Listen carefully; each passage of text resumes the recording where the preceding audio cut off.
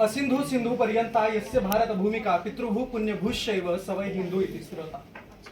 सिंधु के टोक से लेकर हिमालय की उस हिमालय की वो पूर्वीय पहाड़ी तक ये संपूर्ण हिंदुस्तान और हिंदुस्तान का एक नागरिक होने के खातिर आज मैं इस बिल का समर्थन करता हूँ। जी हाँ, आज तक स्त्रियों से लेके बालकों से लेके कामगारों से लेके अनेकों के लिए हमने अनेक प्रकार के बिल आगे प्रस्तावित किए, जिसके वजह से अनेकों का कल्याण हुआ। पर कभी हमने हमारे भारत के इतिहास के बारे में सोचा क्या? हमारे भारत का इतना प्रगल्भ इतिहास आज कहीं तभी मुझे डूबते हुए दिखाई दे रहा है।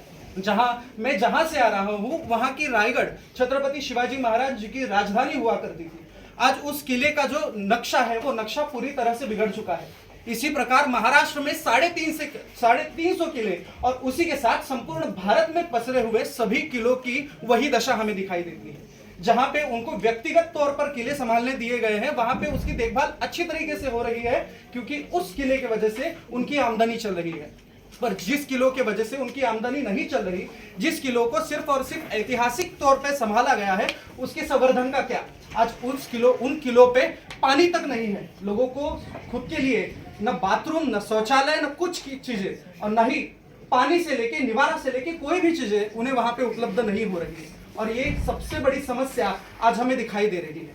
हाँ, तुम बोलते हो ना कि भारत में और भी ज्वलंत प्रश्न है। मैं कहना चाहता हूं कि छत्रपति शिवाजी महाराज के संस्कारों से प्रेरित हर कोई व्यक्ति गुनहगारी से हमेशा दूर रहता है। तुम कहते हो ना कि स्त्रियों के लिए सबसे पहले मेहनत करो, उनके लिए सबसे पहले तुम बिल पास करो, उनके कल्याण के बारे में सोचो। तो मैं ये कहना चाहता हूं कि अगर छत्रपति शिवाजी महाराज जी के संस्कार अगर हमारे आंखों नक्शों पे होंगे तो हम स्त्रियों के पास योग्य दृष्टि से ही देखेंगे। हम उनका कल्याण सुधा उसी प्रकार करेंगे, उनका संवर्धन भी उसी प्रकार करेंगे जिस प्रकार छत्रपति शिवाजी महाराज जी ने किया था। ऐसे अनेकों राजा रावल रतन सिंह से लेकर महाराणा प्रताप तक, पद्मिनी से लेकर रानी लक्ष्मीबाई तक, अनेकों ने आज इस इतिहासों के संवर्धन के लिए जो कुछ किया है उनका हम संवर्धन नहीं कर पाए। ये कितनी बड़ी लांछना आज हमारे पे है। तो मैं इस बिल का पूरी तरीके से समर्थन करता हूं। मेरे विरोधी पक्ष जब सत्ता पे थे तब उन्होंने इस बिल को पास होने से कतई मना कर दिया था, क्योंकि उससे उनको कोई भी लाभ नहीं मिल पाया। उनको सिर्फ उनके अनेक पक्षों के और भारत में रहने वाले अनेक जातियों में सिर्फ फूट गिराना, उनमें जाति में झगड़ा लगाना, यही सिर्फ आता है। अंततः जाते समय इतना ही कि उनको भारत कभी अपना लगा ही नहीं। जाते समय इस सदन की रजा लेते वक्त इतना ही, अटल बिहारी वाजपेयी जी ने भी इसी सदन में कहा था, ये भारत एक जमीन का टुकड़ा नहीं बल्कि जीता जागता राष्ट्र पुरुष है।